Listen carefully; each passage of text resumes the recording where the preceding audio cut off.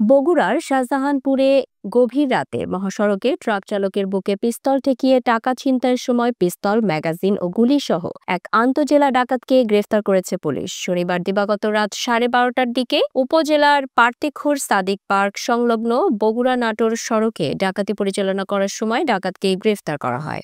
পরে বগুড়ার শাহজাহানপুরে অস্ত্রগুলিসহ গ্রেফতার আন্তজেলা ডাকাত মাহবুব খানকে থানায় সাংবাদিকদের সামনে হাজির করে পুলিশ। ডাকাতির শিকার ট্রাক চালক ফরিদপুর জেলার নগরকান্দা থানার মনোহরপুর গ্রামের মৃত মাজেদ মিয়ার ছেলে ফরহাদ মিয়া বাদী হয়ে শাহজাহানপুর থানায় মামলা দায়ের করেছেন। গ্রেফতারকৃত ডাকাত হলেন সিরাজগঞ্জ জেলার কামারখন্দ থানার লাহিড়িবাড়ি গ্রামের মৃত চান খানের ছেলে মাহবুব খান।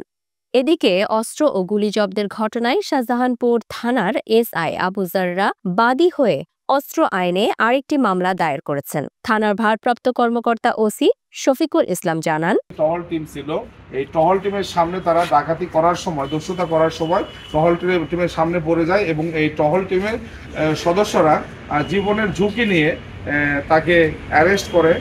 একটা বিদেশি পিস্তল, 7 রাউন্ড গুলি এবং ম্যাগজিন সহ তাকে অ্যারেস্ট করে এবং এই যখন তা অ্যারেস্ট করতে যায় তখন আমার এই কনস্টেবল শাহরিয়ারকে, শাহজাহানপুর থানার কনস্টেবল শাহরিয়ারকে তারা উদ্দেশ্য করে গুলি করতে উদ্যত হয় এবং গুলি একটা অলরেডি চেম্বারে উঠেছিল। যখন আমরা পিস্তলটা হাতে নেই তখন দেখি যে চেম্বারে একটা গুলি উঠেছিল।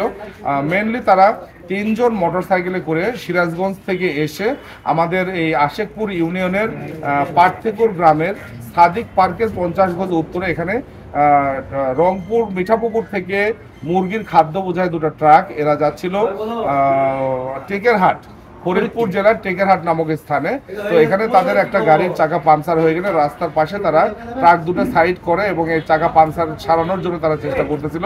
এর মধ্যে মোটরসাইকেলে চড়ে 3 জন এই ডাকাত তারা তাদেরকে ঘিরে ধরে এবং তাদের কাছ থেকে তাদের চালানের যে টাকা 45,000 করে 90,000 টাকা তাদের কাছ থেকে অস্ত্রের মুখে তাদের কাছ থেকে কেড়ে নেয় এবং টহল পুলিশের সামনে পড়ে গেলে 2 জন ডাকাত তারা মোটরসাইকেলে চড়ে পালায়ন করে এবং একজন যে ছিল, যে মোটরসাইকেলে উঠতে পারেনি, সে আমাদের পুলিশকে চ্যালেঞ্জ করে এবং পুলিশকে উদ্দেশ্য করে বলে, সামনে আগালে আমাকে ধরতে আসলে আমরা গুলি করে দিব।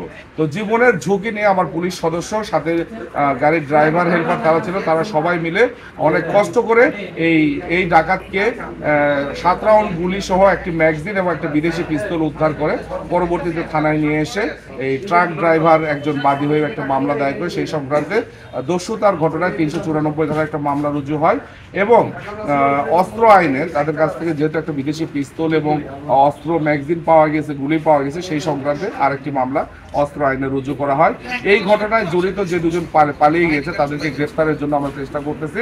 তাদের 3 জনের বাড়ি সিরাজগঞ্জ জেলায় এবং লুণ্ঠন হওয়া টাকা উদ্ধারের জন্য আমরা সর্বাত্মক চেষ্টা চালিয়ে যাচ্ছি এবং আসামিকে রিমান্ডে নিয়ে আসার জন্য আমরা আবেদন করেছি। ধন্যবাদ।